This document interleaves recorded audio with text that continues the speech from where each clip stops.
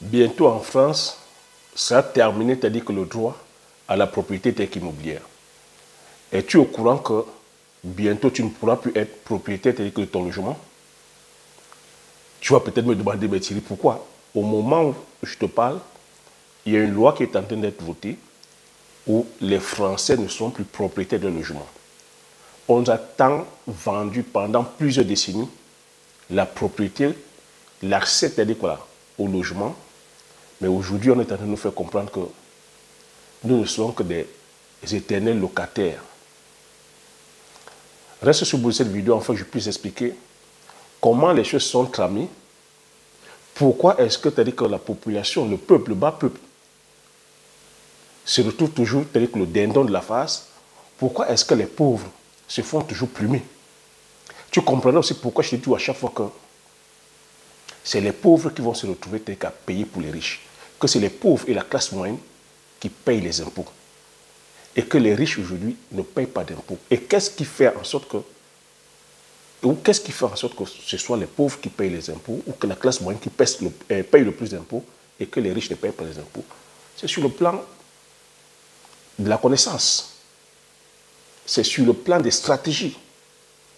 C'est pour ça que je dis à chaque fois que aller investir en immobilier, acheter sa résidence principale ne fait pas de toi un riche.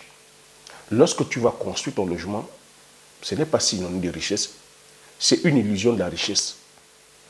C'est plutôt tel que de la pauvreté. Pourquoi je t'incite ici à chaque fois de plutôt créer un business? Pourquoi je t'explique ici que les riches investissent d'abord? Les riches ont plusieurs sources de revenus. C'est en créant plusieurs sources de revenus qu'ils vont cette fois-ci investir en immobilier afin de sécuriser leurs biens. Tu ne t'es jamais posé la question, mais pourquoi est-ce que les gouvernements successifs, de gauche comme de droite, sont là, c'est-à-dire quoi, à inciter les personnes à aller, c'est-à-dire voilà, investir en immobilier, à aller être propriétaire? La gauche, la droite, même son de cloche. Tu te souviens, Nicolas Sarkozy a fait de ça, mais à un moment donné, même son fer de lance. Je voudrais une France de propriétaires. Je voudrais une France où tout le monde est propriétaire. Et cela a mis dans la mémoire collective comme ça que pour pouvoir aujourd'hui, s'épanouir, pour te sentir, c'est-à-dire que justement épanoui, ou que tu évolues sur le plan social comme sur le plan économique, il faudrait que tu possèdes ta maison. C'est-à-dire, les gouvernements de gauche comme de droite ont incité les personnes comme ça à aller investir, c'est-à-dire que en immobilier, à aller acheter, c'est-à-dire que des maisons, à aller construire des maisons. En faisant quoi? En facilitant, c'est-à-dire que l'accès. Tu ne t'es jamais posé la question, mais pourquoi est-ce que c'est aussi facile d'accéder, c'est-à-dire qu'au logement ou d'accéder à la propriété telle qu'en France? Il faut se poser la question.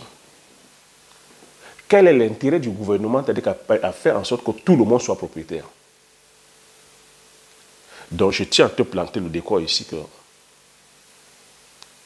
si les différents gouvernements successifs ont incité les personnes à aller acheter des maisons, à aller être propriétaires, c'est à des fins. Tu t'es aussi posé la question, mais comment fonctionne un gouvernement? Comment fonctionne l'État? Comment est-ce que l'État fait pour pouvoir encaisser, c'est-à-dire que les sous remplis ses caisses? Comment l'État fait pour pouvoir financer, c'est-à-dire que tout ce qui est fonction publique, les routes, les écoles, les hôpitaux, la sécurité qui est la police, les militaires, ou soit même créer de l'emploi? Comment? C'est avec nos impôts, les amis. C'est avec les impôts. Et quand on regarde très bien, on découvre on constate que les deux pays où on paye le plus d'impôts ici en Europe, et je dirais même peut-être dans le monde, c'est la France et le Danemark. Tu as remarqué, en France, on paye le plus d'impôts, on est hyper taxé. Et dans la stratégie que des différents gouvernements, eux aussi se posent des questions. Comment est-ce qu'on va faire pour pouvoir prélever le plus de taxes à la collectivité? Rappelle-toi en amont, je t'ai dit que les riches, les entrepreneurs, ceux qui ont leur système, quand tu as ton système, quand tu as ton entreprise, tu as les moyens de te payer les meilleurs avocats, les meilleurs fiscalistes, les meilleurs conseillers en immobilier. Et quand c'est comme ça, ils savent comment pouvoir mettre des stratégies pour payer, c'est-à-dire que le moins d'impôts. En faisant quoi? En faisant des fois, c'est-à-dire que de l'évasion fiscale. En prenant leur argent, en allant mettre là où on paye le moins d'impôts. En prenant leur argent, en faisant des montages fiscaux pour payer le moins d'impôts. Quand le gouvernement français voit ça, quelle est la stratégie qu'il met en place? Il met une stratégie où il sait que, en t'accordant des facilités d'aller accéder au droit à la propriété, d'aller accéder à l'immobilier, donc à acheter ta maison, à construire ta maison, le gouvernement sait que tu ne pourras pas mettre ta maison dans une valise, tu ne pourras pas apporter ta maison à l'extérieur. Je ne sais pas si tu vois un peu le deal. Avec l'évasion fiscale, tu peux bien rassembler tes millions, tes milliards, tu mets dans une valise, tu évades. Ou pas, en un clic, ça va dans un autre compte à l'extérieur. A contrario, la maison, tu ne peux pas, c'est-à-dire qu'emballer la maison, aller mettre par exemple en Belgique, ou aller mettre par exemple, je ne sais pas moi, en Roumanie, aller mettre en Italie, là où on paye le moins d'impôts. Ce n'est pas possible. Techniquement, ce n'est pas possible. Voilà la stratégie qu'ils ont mis en place. En facilitant, c'est-à-dire que les taux zéro, tu vois, les taux,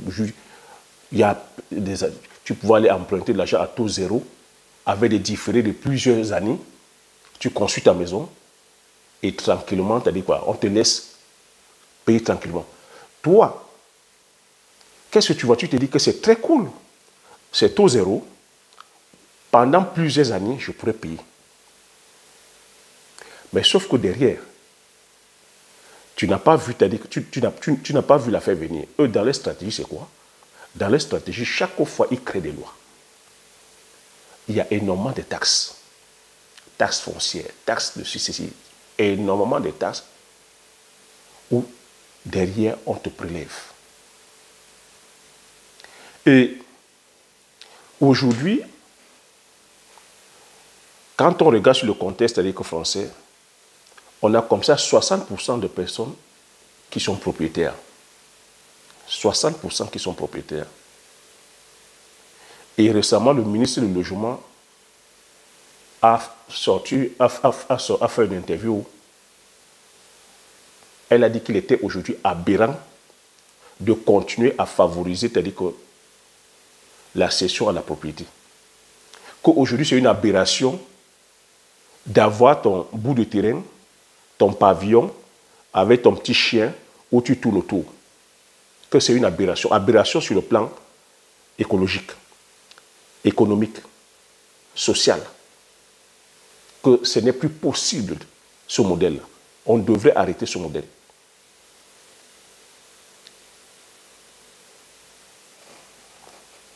Tu dois te dire que c'est un... Je veux dire, cette annonce-là, c'est digne d'un film venu, c'est-à-dire d'un autre monde. En même temps, quand on pose la question à tous les Français, on a au moins comme ça 75%, voire 80% des Français qui aimeraient posséder leur logement, donc posséder leur pavillon, avoir leur maison individuelle. Le ministre du Logement est en train de nous faire revenir là maintenant. Il faut plutôt penser maintenant au logement intensif, joyeuse. Logement intensif, joyeux. Rappelle-toi, dans les années 70, on avait parlé des grands ensembles, dont les tours que nous avons aujourd'hui dans les cités. Aujourd'hui, en 2023, on nous fait comprendre qu'il faut plutôt revenir aujourd'hui aux logements intensifs, donc les mêmes tours, les mêmes immeubles. Parce que là-dedans, c'est plus écologique. Sur le plan social, c'est bien. Sur le plan économique aussi, c'est bien.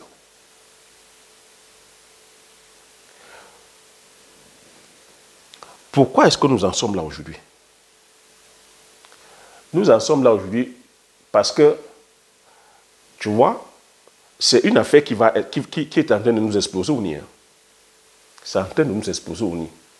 Pendant qu'on est en train de dire, ah, l'immobilier, pourquoi je te dis l'immobilier, tu dis que c'est un business sûr et rentable, c'est un business sur lequel on a incité même les personnes comme ça à aller construire, à aller être propriétaire. Et on leur a aussi dit que voilà, l'immobilier, c'est un bien sûr où on peut gagner. Ils sont allés investir en construisant des logements. En construisant des logements pour mettre en location. Le problème aujourd'hui, c'est que on se retrouve comme ça avec énormément de logements qui sont vacants, qui sont inoccupés. Lorsqu'on va regarder les statistiques, on se dit aussi que oui, il y a une grosse masse de population, il y a énormément de demandes. Il y a énormément de demandes, pourtant il y a plus de logements que de demandes. Pourquoi? Pareil, parce que, voilà, les taxes qu'on impose aux propriétaires, à Paris, par exemple, une ville comme Paris, il y a 40% des logements qui ne sont pas aux normes. Et il y a 40% des logements qui ne sont pas aux normes et qui sont vacants, donc qui sont libres. Les propriétaires ne peuvent pas mettre en location parce qu'ils n'ont pas les moyens pour pouvoir réhabiliter, pour pouvoir mettre aux normes. Tu imagines? À Paris, si on te demande d'aller refaire sur le plan écologique, c'est-à-dire voilà, mettre sur les normes écologiques, donc revoir l'isolation, revoir, c'est-à-dire comme l'isolation acoustique, ça chiffre en termes de dizaines de milliers d'euros. Et ça dépend des travaux. Tu peux même de centaines de milliers d'euros. Imagine si tu as un parc comme ça de plusieurs appartements. Tu vois, ça fait que beaucoup de propriétaires préfèrent laisser leur maison vacante. Mais l'autre stratégie derrière, c'est quoi? Le système, c'est-à-dire le gouvernement met ce système en place pour mettre la pression aux propriétaires. Parce que si tu ne mets pas en location, tu ne vas pas aussi laisser ton bien rester, c'est-à-dire là, vacant pendant X années. Tu seras poussé à vendre. Même quand tu vends, l'État prélève encore les taxes sur la vente. Tu vois, à tous les coups, l'État est gagnant. L'État prélève les taxes sur la vente. Tu pouvais aussi dire, ben Thierry, j'ai conçu ma maison pour pouvoir, c'est un bien, je l'ai conçu en très bon père de famille, c'est un investissement que j'ai fait en très bon père de famille, que demain, si je ne suis pas là, je pourrais léguer à mes enfants. Chiche. Parce que même ça aussi, tu n'es pas là demain et que tu laisses en termes de succession, l'État a sa part à prendre. L'État a au moins 50% à prendre dans la succession. Ce que je suis en train de dire, je ne sais pas si tu es en train de voir comment ils ont ficelé tel que leur affaire. Parce que lorsqu'on fait les calculs, l'État prélève chaque année plus de 80 milliards en termes de taxes fiscales. 80 milliards. Donc tu vois que c'est un système qui est savamment pensé pour pouvoir racketter encore la classe moyenne. 80 milliards chaque année. Et il y a comme ça 60% des personnes propriétaires. Donc tu vois que, est-ce que expliquer comme ça, tel que je t'explique, c'est pour ça que tu m'entends tout te dire à chaque fois que l'immobilier, tel que c'est pour les riches. Les personnes qui sont gagnantes encore ici, ça va encore être les riches. Pourquoi? Parce qu'avec l'annonce du Premier ministre, le Premier ministre a fait une annonce là récemment en disant que les prêts à taux zéro seront encore disponibles jusqu'en 2027. Mais à une condition, pour les personnes qui auront construit les immeubles. Donc les immeubles, comme ils ont appelé les immeubles à haute intensité. Et les personnes qui auront conçu dans certaines zones dites sensibles. Mais une fois de plus, quelles sont les personnes qui vont profiter de ça? C'est ça encore les riches. Hein? Parce que les riches ont comme ça, c'est-à-dire que énormément, c'est-à-dire que de stratagèmes. Celui qui est aujourd'hui a des moyens, a des liquidités, va aller construire, c'est-à-dire qu'il va aller se lancer dans la promotion immobilière. Il ira construire dans les grands ensembles là, pour mettre en location. Et là, derrière, sera encore exonéré d'impôts. C'est comme ça que les riches font pour gagner leur argent. L'immobilier, c'est la stratégie. Ne va pas investir en immobilier comme ça parce que tu entends ce moment, comme j'ai coutume à te dire, que bon, ça fait chic, ça fait fun de dire je possède ma maison. Aujourd'hui, la loi qui est en train d'être passée là, on ne sera plus, pourquoi on ne sera plus propriétaire? Tu ne seras que propriétaire, c'est-à-dire que de tes murs. L'État sera propriétaire, c'est-à-dire que des terrains, de la terre. La terre te sera allouée, c'est-à-dire que voilà, pour 40 ou 99 ans, rechargeable. Donc tu vois que jusqu'au bout, tu resteras un locataire. Donc tu vas faire de la colocation en fait. Pour toi qui vas construire ton pavillon, les murs, tu seras propriétaire du mur, mais tu ne seras plus propriétaire du terrain. Pourtant, ce qui faisait la fierté, c'était de savoir que tu es propriétaire, tu jouis, c'est-à-dire que de l'ensemble de ton bien, donc du terrain et des murs.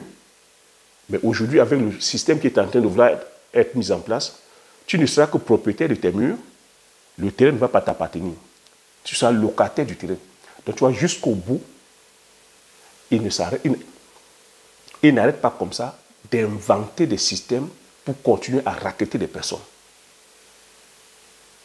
Est-ce que vu comme ça, l'immobilier tel qu'on le vend, que c'est un bien sûr et rentable, est-ce que c'est rentable pour les petites bourses? Est-ce que c'est rentable pour le citoyen lambda? C'est rentable pour les personnes qui ont les moyens. Ça, c'est le plaidoyer que je partage depuis 3 ans avec toi. De te dire, toi qui es ici de la diaspora, pense plutôt d'abord à lancer un business. Tu vois qu'avec 10 000 francs, avec 10 000 euros, 20 000 euros, 30 000 euros, je te dis, tu peux voilà, faire des projets d'envergure dans le secteur agricole. Sur des cultures comme le poivrier, le palmier à huile, l'arboriculture. Tu bâtis comme ça ton empire agricole. En bâtissant ton empire agricole, tu pourras te dire que cette fois-ci, bifurquer dans l'immobilier et sans stress. Il te sert à quoi? Tu as dit que d'aller construire une maison, puis, sur le coup de la loi, on te demande de mettre la maison aux normes écologiques et tout, et que tu n'aies pas les moyens, et que les logements restent vacants. Il te sert à quoi de dire j'ai la maison, alors que c'est une passoire, que chaque année, ça te pompe de l'argent.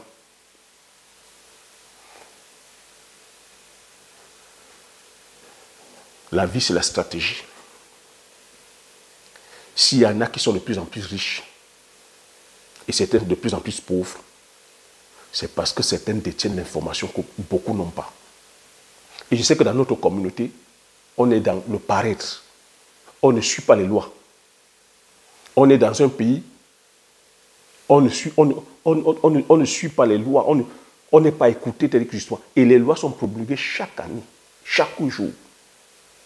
Mais on se lève des fois, on se dit, mais on subit. C'est pour cela que j'ai fait cette vidéo, afin d'interpeller, c'est-à-dire quoi,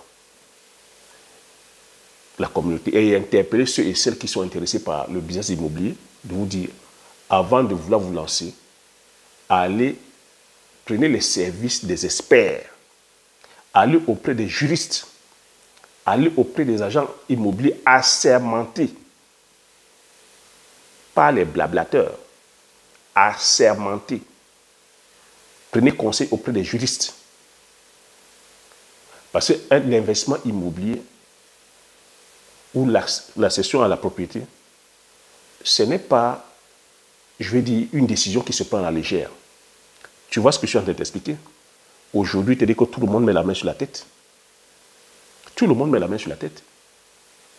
Tu voulais aller acheter ton pavillon pour dire, bon voilà, tu veux aspirer, c'est-à-dire qu'à la prospérité, tu veux être sur ton jardin, mais aujourd'hui, on te dit la terre ne t'appartient pas. Donc jusqu'au bout, tu restes locataire. Aujourd'hui, ils sont en train de faire du rétropédalage en disant que non, c'est une aberration, c'est-à-dire que d'avoir un pavillon. Il faut plutôt maintenant rentrer sur des immeubles. Vous voyez un peu?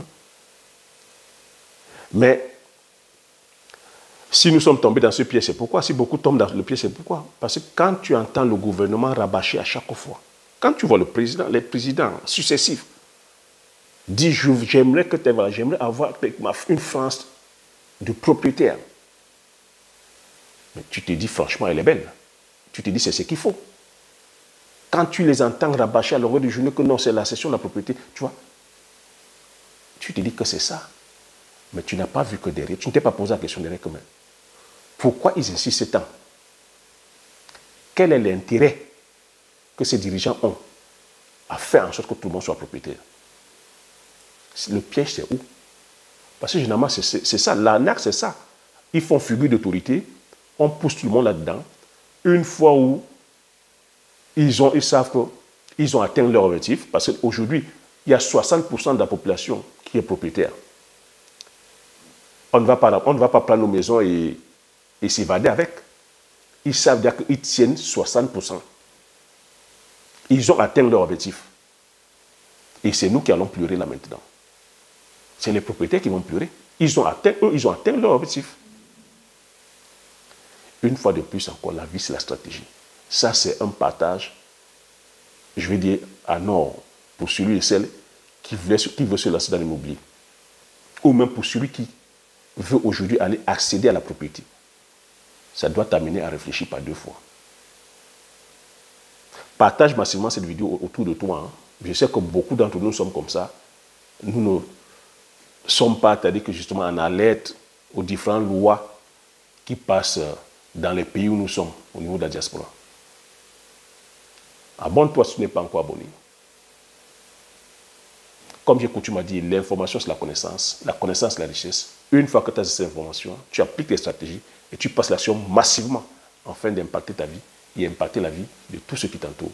Sur ce, je te dis merci et à la prochaine vidéo. Ciao!